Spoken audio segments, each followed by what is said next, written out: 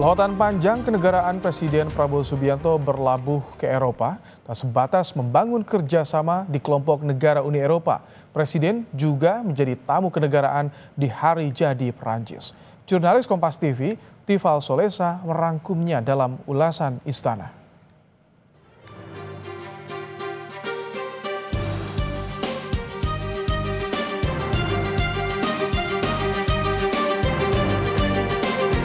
Mata rakyat Indonesia sempat tertuju pada agenda kenegaraan Presiden Prabowo Subianto di Eropa. Banyak kesepakatan dibangun dengan Uni Eropa, hingga Indonesia unjuk gigi di hadapan rakyat Prancis dalam upacara hari jadi negara itu. Lalu kemana arah bangsa kita ke depan usai lawatan panjang Presiden Prabowo? Saya Tifal Solesa, saatnya ulasan Istana. Kunjungan Presiden Prabowo ke Uni Eropa menjadi agenda pertama sepanjang lawatan ke benua biru. Pembahasannya seputar kerjasama antar kedua pihak, khususnya perjanjian perdagangan bebas yang sudah dirundingkan 10 tahun lamanya. Dalam pertemuan, Uni Eropa juga memberi kemudahan bagi warga Indonesia yang berkunjung ke kawasan Uni Eropa untuk kedua kalinya mendapat visa Schengen Multi-Entry. Schengen merupakan 29 negara Eropa yang menghapus kebijakan paspor dan semua jenis kontrol perbatasan antar negara. Kesepakatan ini disambut baik Uni Eropa dan Indonesia yang memandang masing-masing sebagai mitra strategis. We are both vibrant and diverse democracies.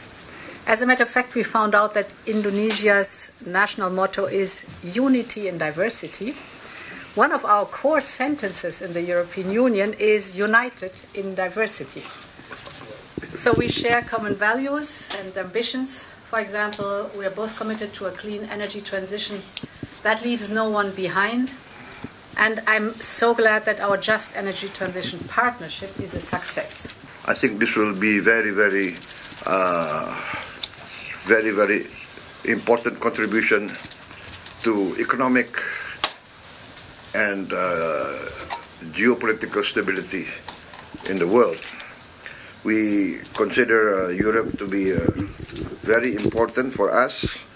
That's why we would like to see more European presence and more European participation in our economy. Dalam keterangan pers itu, Presiden Prabowo menegaskan posisi Uni Eropa sebagai pemegang peran krusial dalam peradaban dunia. Meskipun ia tak menafikan Amerika Serikat akan tetap menjadi negara penting dalam berbagai urusan di kancah global. No, I think United States will be always a very important leader in the world, but I consider Europe to be also very important factor in the world civilization. The history of Europe, Europe is in the leading edge of many science, technology, etc. And Europe is always leading the world in upholding democratic values. Setelah itu, Presiden Prabowo bersuar Raja Belgia Philip di Istana Lachen. Banyak hal dibahas kedua tokoh, mulai dari isu strategis hingga potensi kerjasama kedua negara.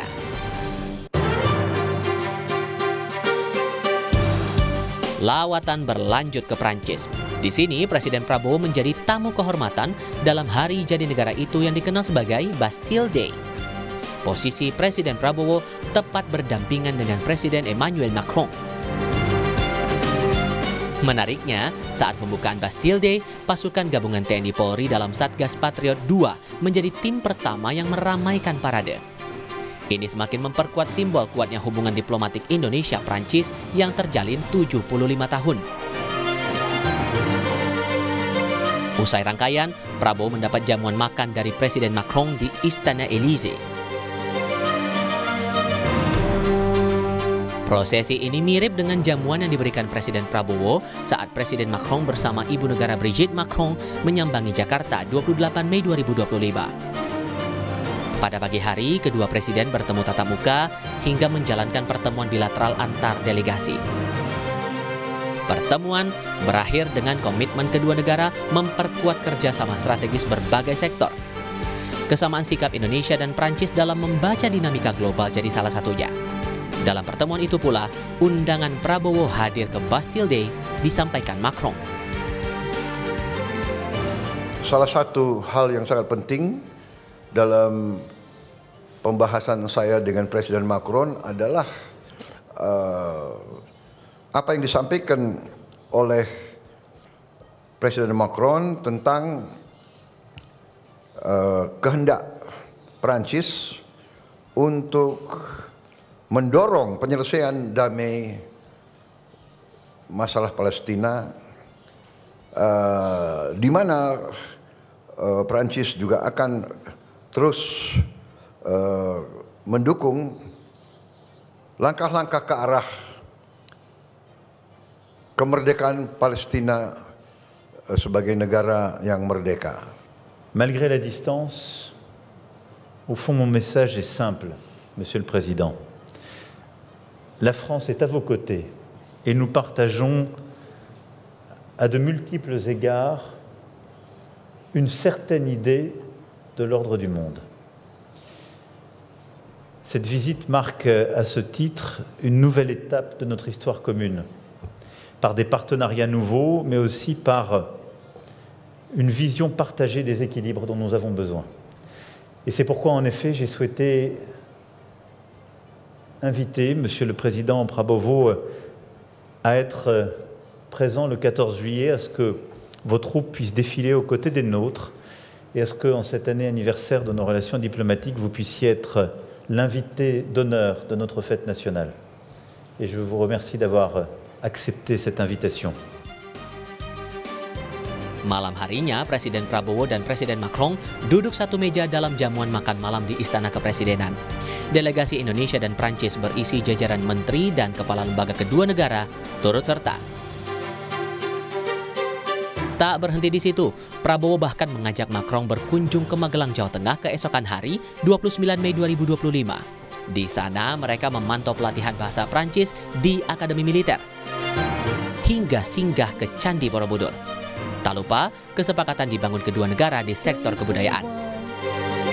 Membaca sikap yang terbuka dengan Indonesia, pengamat hubungan internasional justru menganggap itu sebagai langkah Uni Eropa mencari mitra alternatif yang dinilai strategis.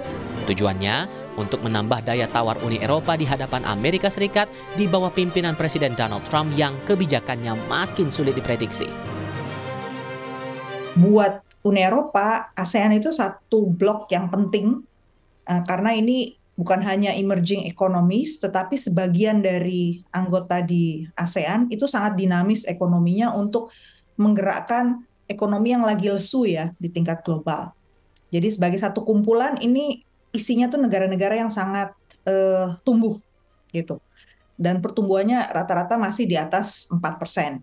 Jadi sangat-sangat bagus. Sementara kalau untuk Indonesia, ini mitra penting secara politik untuk sejumlah negara anggota Uni Eropa. Jadi kalau untuk urusan ekonomi sebenarnya saya melihatnya Indonesia itu lebih sebagai bagian dari ASEAN, tapi kalau urusan politik, nah ini baru bilateralnya menonjol sama Uni Eropa. Apapun pertemuan dan hasil kesepakatannya, pemerintah tidak boleh lupa. Relasi yang dibangun dan kerjasama yang diteken wajib membawa maslahat yang langsung dirasakan rakyat sejalan dengan amanat konstitusi. Untuk ulasan Istana, Tifal Solesa, Feriska Immanuel, Kompas TV.